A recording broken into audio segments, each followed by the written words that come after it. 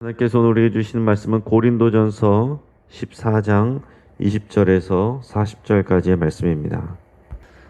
자, 오늘 본문을 통해서 사랑으로 질서 있게 라는 제목으로 말씀의 은혜를 같이 나누겠습니다. 여러분, 지금 우리가 개인마다 여러분 다 폰을 가지고 계십니다. 대부분이 제 스마트폰을 사용을 하시는데 예전 폰도 그렇고 요즘에 스마트폰은 다양한 기능이 있습니다.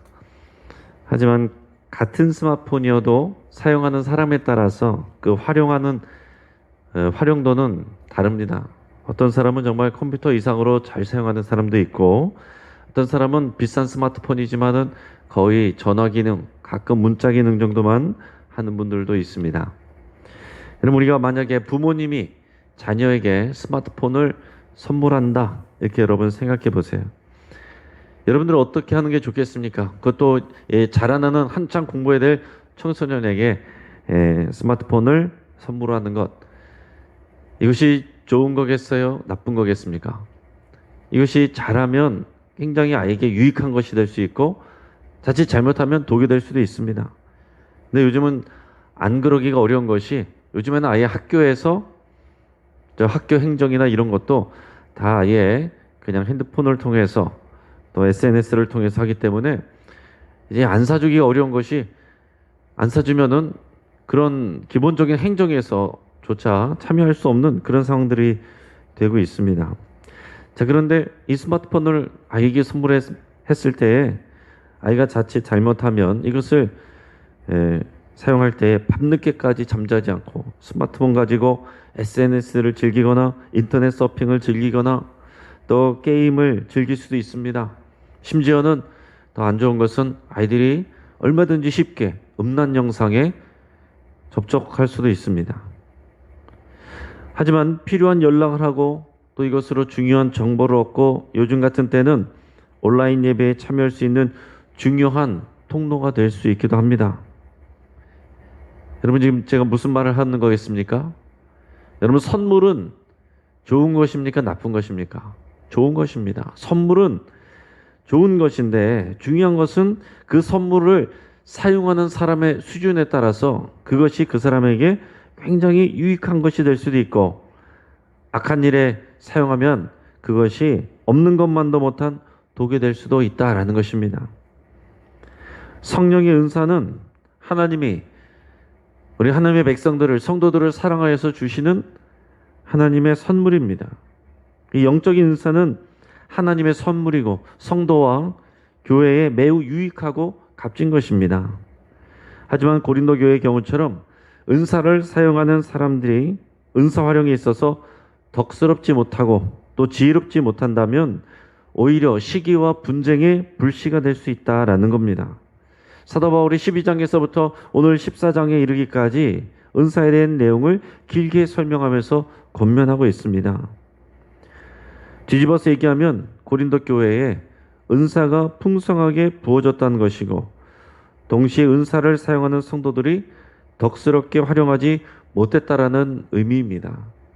오늘 12장과 14장의 이 성령의 은사에 대해서, 특별히 방언과 예언에 대해서 자세하게 설명을 하고, 그 가운데 있는 13장에서는 사랑에 대해서 설명하고 있습니다. 이게 무슨 내용이냐면, 그 가운데 있는 사랑을 원리로, 그것을 기준으로, 사랑을 중심으로 은사를 활용해야 된다는 것을 이렇게 보여주는 것입니다.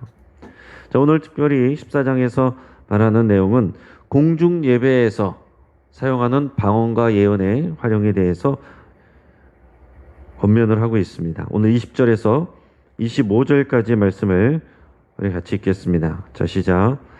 형제들아, 지혜는 아이가 되지 말고 악에는 어린아이가 되라. 지혜는 장성한 사람이 되라.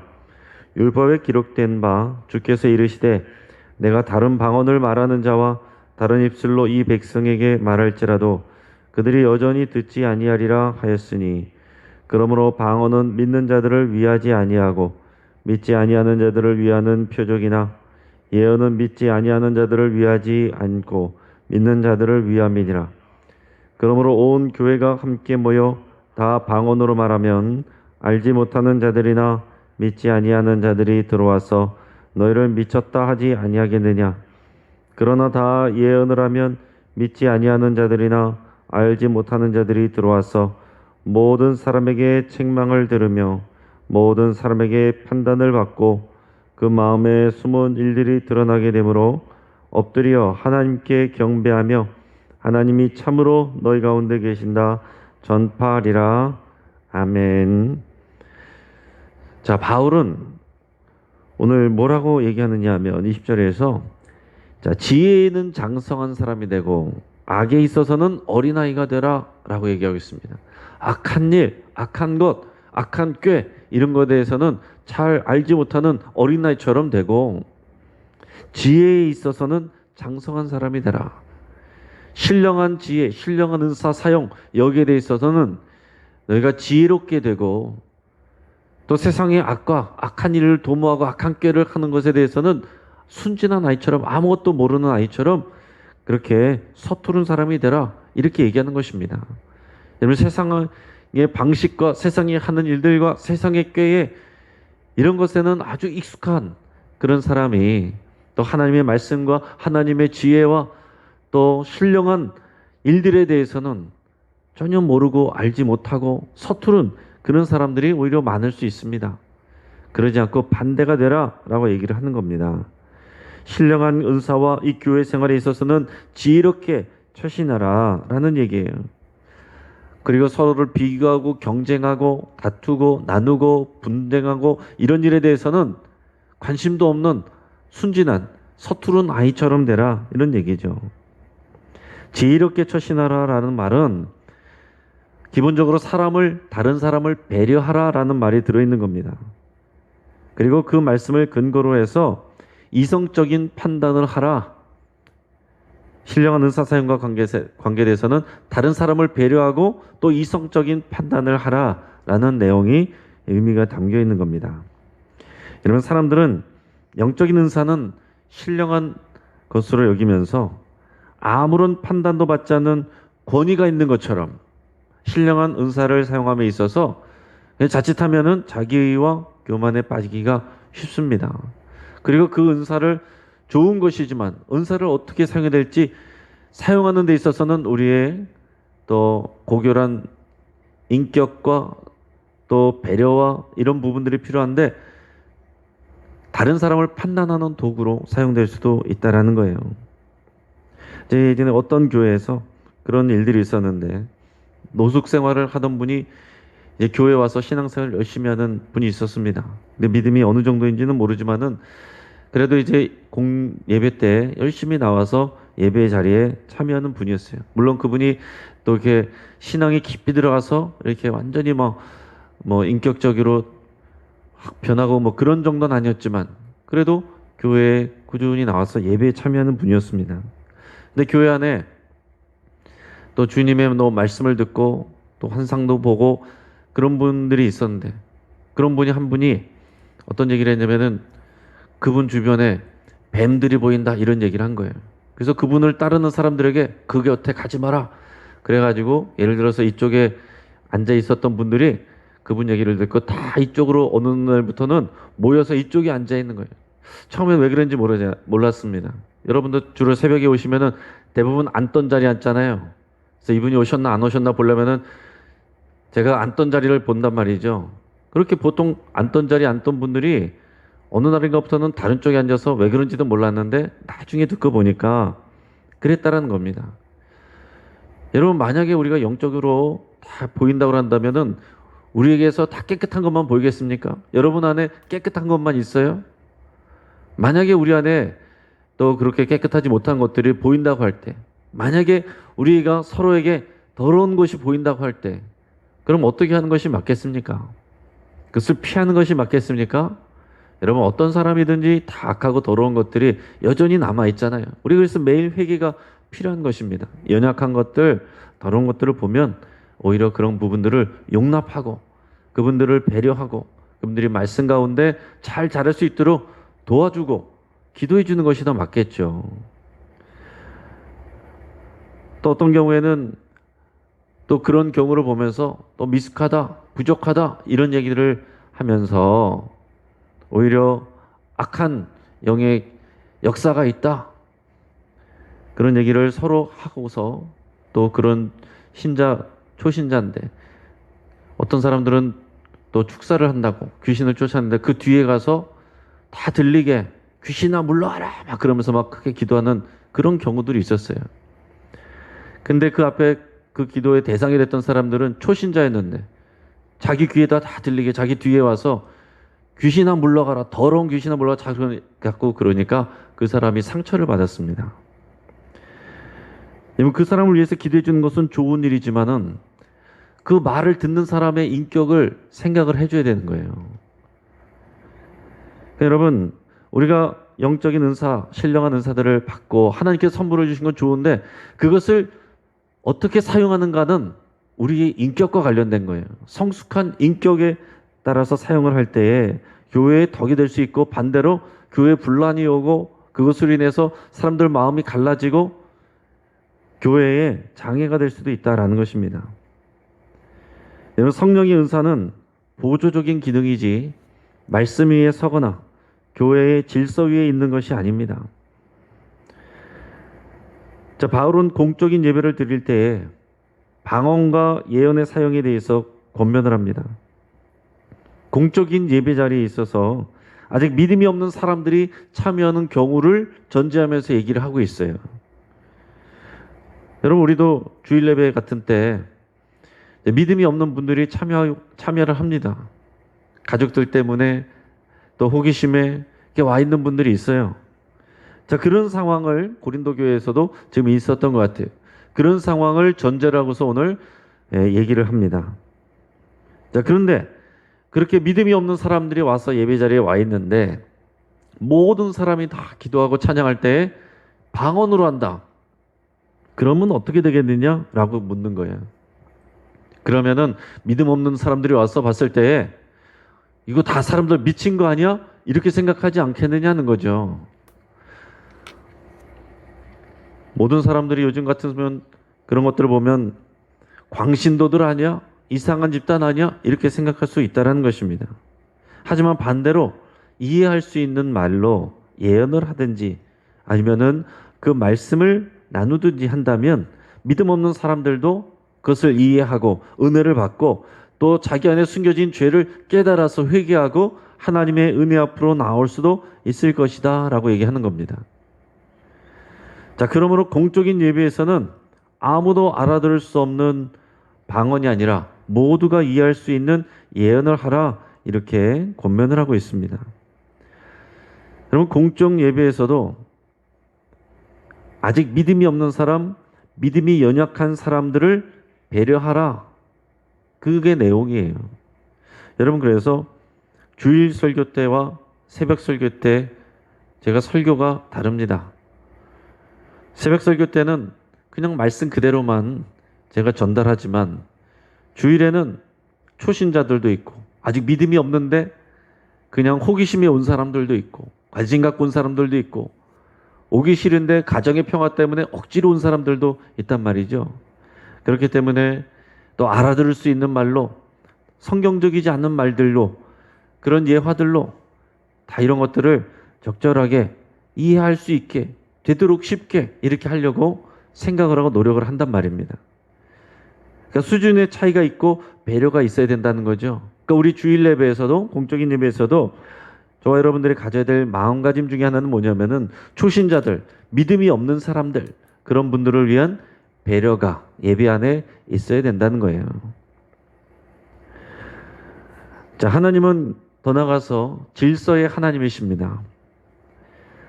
하나님께서 세상을 창조하실 때 무질서하고 혼돈스럽던 이 세상에 말씀으로 질서를 부여하신 것이 창조 사건이에요. 창조 사건은 혼란스럽던 것들이 제자리로 돌아가고 질서 있게 된 것이 창조 사건입니다.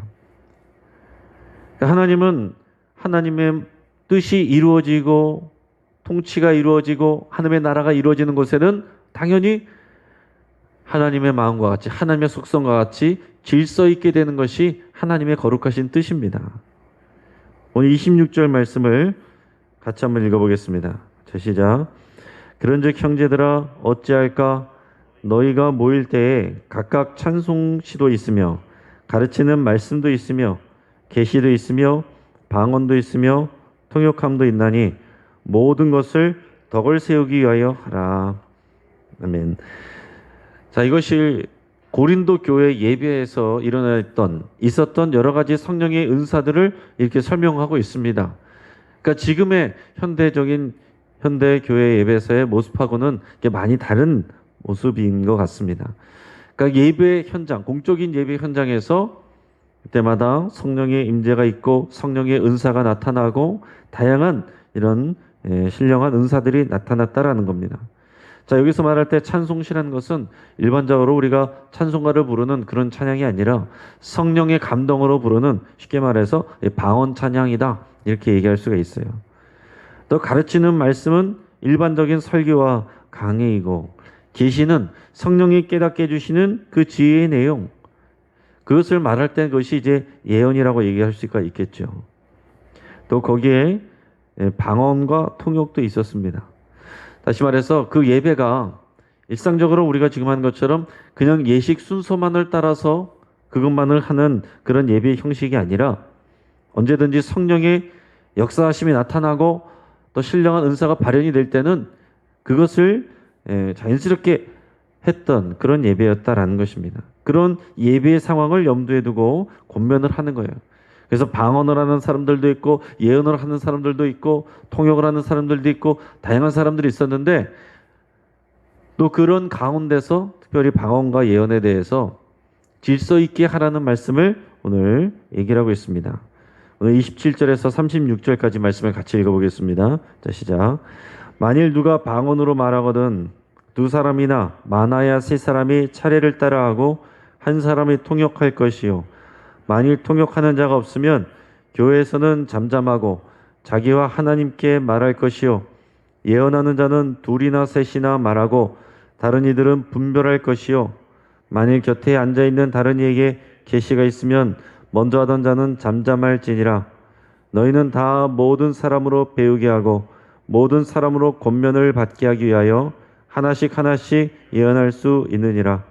예언하는 자들의 영은 예언하는 자들에게 제재를 받나니 하나님은 무질서의 하나님이 아니시오 오직 화평의 하나님이시니라. 모든 성도가 교회에서 함과 같이 여자는 교회에서 잠잠하라. 그들에게는 말하는 것을 허락함이 없나니 율법에 이른 것 같이 오직 복종할 것이요, 만일 무엇을 배우려거든 집에서 자기 남편에게 물을지니 여자가 교회에서 말하는 것은 부끄러운 것이라. 아멘. 36절도 읽겠습니다. 하나님의 말씀이 너희로부터 난 것이냐 또는 너희에게만 임한 것이냐. 아멘. 자, 그 당시에 방언을 말하는 사람이 많이 있었기 때문에 예배에 있어서 통역의 은사와 함께 그것을 전제해서 2명에서 많게는 3명까지만 차례를 기다렸다가 하라, 이렇게 얘기하고 있습니다. 통역의 은사가 있는 사람이 없으면 개인적으로만 방언 기도를 하라라는 얘기입니다. 저번에도 말씀드린 것 같이 방언과 통역의 은사가 같이 있으면 그것이 예언의 기능이 될 수 있기 때문에 그렇게 하라라는 것입니다. 자, 예언을 하는 경우에도 마찬가지로 2에서 3명까지만 하라라고 얘기합니다. 그리고 중요한 것은 다른 사람들은 그 예언의 말씀을 들을 때에 분별하라라고 그랬습니다. 분별하라는 말은 무슨 얘기냐면은, 누군가 예언을 하고 있어요. 성령의 감동함으로 예언을 할 때에 무작정 하나님의 말씀으로 들을 것이 아니라 말씀에 근거해서 잘 판단하여 들으라라는 얘기입니다. 여러분, 우리가 성령의 감동도 있지만은 그렇지 않은, 순전하지 않은 그런 계시가 있을 수도 있습니다. 그러니까 하나님의 계시가 아닌 다른 음성을 듣는 경우들도 있을 수 있다는 거예요. 그리고 순전한 하나님의 또 계시를 받았음에도 불구하고 이것을 내가 자기적으로 해석을 해서 내 판단으로 얘기를 하는 경우도 굉장히 많습니다. 자, 그렇기 때문에 분별하여 들으라 라고 얘기를 하고 있습니다. 그리고 예언을 할 때도 순서대로 질서 있게 하라라는 얘기를 합니다. 그래서 예언하는 자들의 영은 예언하는 자들에게 제재를 받을 수 있다라고 얘기하는 겁니다. 자, 그러니까 누군가 지금 성령의 계시를 받아서 감동을 받아서 예언을 해요. 그런데 옆에서 누군가 새로운 감동을 받았어요. 그러면은 그 사람으로 인해서 내가 제재받을 수 있다라는 것입니다. 그러니까 나에게 성령의 감동이 왔으니까 내가 마음대로 할 수 있는 게 아니다라는 거예요. 다른 성령의 역사가 다른 사람들에게 있을 수도 있고 그런 가운데서 다른 사람들에게 또 새로운 계시가 오면 그 사람들에 의해서 내가 제재받고 나는 침묵하고 새로운 계시가 온 사람이 얘기할 수 있도록 그렇게 하라라는 것입니다. 자, 만약에 그런데 이것이 오리엔테이션이 안 돼 있으면 어떻게 됐겠어요? 내가 지금 하나님의 말씀을 받아서 내가 계시하는데 이게 하나님의 말씀이다. 저 사람도 이게 하나님의 말씀이다. 내가 옳다, 네가 옳다 하다가 교회가 싸움이 나고 갈등이 나고 문제가 생겨 있었다라는 겁니다. 오늘 33절에서 보면 하나님은 무질서의 하나님이 아니시고 화평의 하나님이시다 이렇게 얘기합니다. 자, 화평은 질서 있는 상태가 화평이에요. 질서 잡힌 하나님의 말씀대로 질서 있는 모습이 화평의 모습입니다. 단지 싸우지 않고 참고 있는 게 화평이 아니에요. 하나님의 뜻에 따라서 질서 있게 배려 있게 있는 모습이 그게 화평의 모습입니다. 자, 근데 이어서 34절에 보면 우리가 좀 이해하기 어려운 내용이 있는데, 자, 여자는 교회에서 잠잠하라 이렇게 되어 있습니다. 그래서 이것을 우리가 잘 이해를 해야 되는데요. 여기서 문맥상 여자는 모든 여성을 의미하는 것이 아니라 기혼한 여성을 의미합니다. 그 당시 고린도 교회 예배 중에는 기혼 성도들 중에서 무질서하게 말하거나 또 예배 중에 무질서하게 자기 생각대로 질문을 해서 예배를 방해하거나 은사를 사용하는 일들이 종종 있었던 것 같습니다. 근데 그것이 예배에 방해가 될 뿐만이 아니라 또 남편의 권위를 떨어뜨리는 일이 되기도 하는 것이었습니다. 자, 그래서 그런 상황을 염두에 두고 기혼한 여성들 중에서 그런 특정한 예배 시간에 그렇게 예배가 순전하게 자연스럽게 이어가지 못하도록 하는 그런 일들을 멈추라, 잠잠하라, 절제하라 이런 얘기를 하는 겁니다. 근데 지금도 이 구절을 근거로 해서 여러 보수적인 교단에서는 지금도 여성 목사를 주지 않고 여성 장로 제도를 인정하지 않고 또 교회에서 기도 인도나 이런 예배의 순서를 여성들에게 주지 않는 경우들도 있습니다. 그러나 우리 교단은 그렇지 않아요. 우리는 다 합니다. 여성 목사도 주고 여성 장로도 세우고 기도 인도에 여성도 세우고 우리는 다 합니다. 그러니까 이 부분은 이 상황에서 일시적인 상황에서 조건적으로 이렇게 얘기를 하는 것이지 무조건 여성들은 교회에서는 기도도 하지 말고 또 말씀에 대해서 전하지도 말고 이렇게 하라는 내용이 아니다라는 것입니다. 그 앞부분에서도 기도와 찬송을 한다는 그런 내용들이 이미 전제되어 있었습니다. 그러니까 여러분께서 이것을 잘못 해석하지 않을 수 있길 바랍니다. 36절을 근거로 하면 기혼 여성들 중에서도 마치 자신이 받은 이 계시 내용이 자기에게서 난 것처럼 또 자기에게만 그런 특별한 계시와 은혜가 있었던 것처럼 있는 것처럼 으스대는 일이 있었던 걸로 보입니다. 그러니까 그런 상황을 전제로 해서 이런 얘기들을 하는 거예요. 자, 이제 마지막으로 최종적인 권면을 합니다. 37절에서 40절까지 말씀을 같이 읽겠습니다. 자, 시작.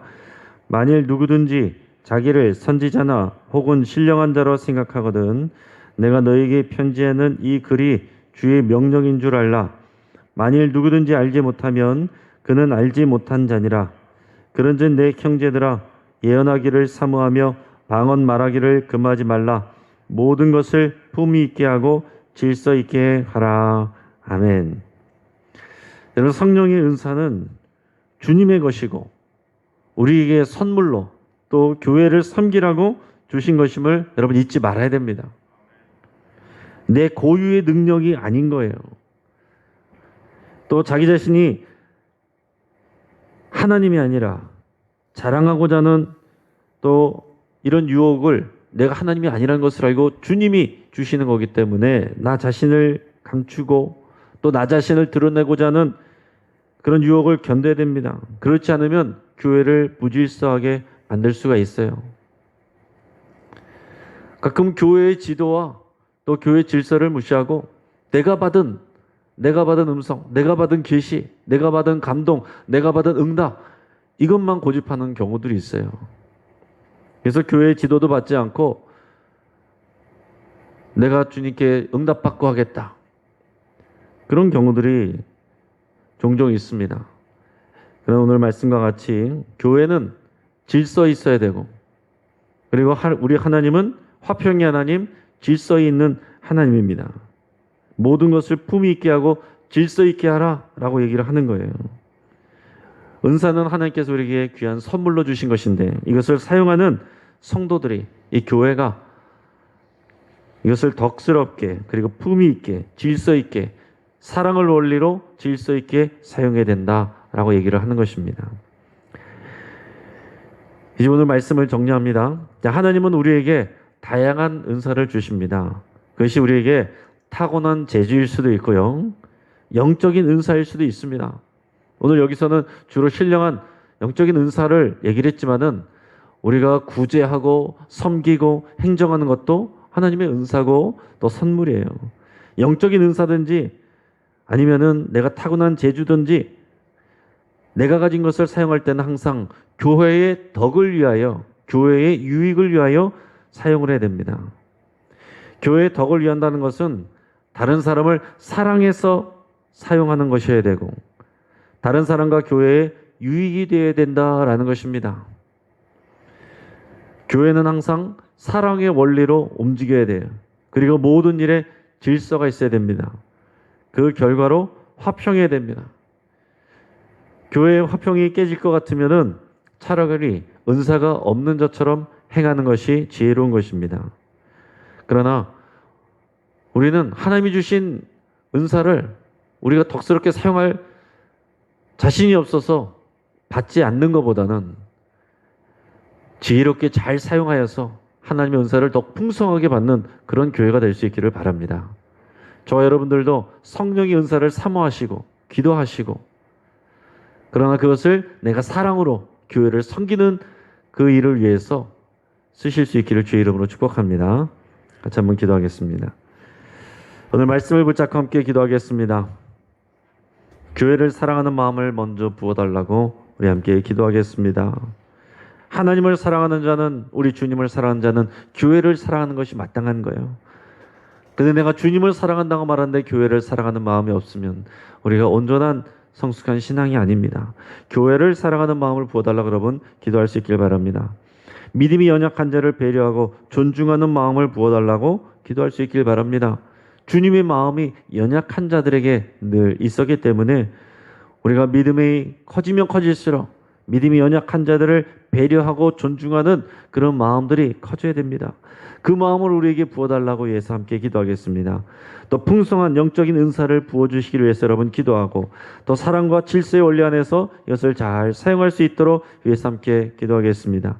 우리 영신교회에 믿음이 강한 자, 또 중직자, 직분자들이 이 공동체 내에 믿음이 없는 자, 초신자, 다음 세대들을 배려하고 지혜롭게 가르칠 수 있기를 위해서 함께 기도하겠습니다. 또 모리타니아 공격석 선교사님 위해서 함께 기도하겠습니다. 영육 간의 강건함을 부어주시고 몸이 많이 연약한데 하나님께서 강건함을 더해 주시고 코로나로부터 교인들을 지켜주실 수 있도록 위해서 함께 기도하겠습니다. 우리 환우들을 위해서 기도할 때 우리 동안마을 잔치국수에서 일하시는 우리 김차심 성도님이 며칠 전에 뇌출혈로 병원에 입원하셔서 치유받고 있는데 또 깨끗하게 쾌유할 수 있도록 위해서 같이 기도해 주시고 또 김성래 집사님, 김양업 성도님, 황복희 집사님, 황수경 성도님, 참영금 집사님, 또 국상호 성도님, 김관호 집사님, 박범진 청년, 김동욱 청년 그 외에 우리 주변의 많은 환우들 여러분들의 아픈 부분들을 위해서도 우리 함께 기도하겠습니다. 마지막으로 우리 최규철 올로 목사님 영육간의 강건함을 평강을 위해서 기도해 주시고 또 예배드리지 못하는 우리 교회에 노인 성도님들이 있습니다. 외로운 가운데 어려운 가운데 있는 그분들을 위해서 하나님께서 또 위로해 주시고 우리 교회에서 연결이 끊어지지 않도록 서로를 잘 돌아볼 수 있도록 위해서 함께 기도하겠습니다. 우리 주여 한번 간절히 부르짖고 합심하여 함께 기도하겠습니다.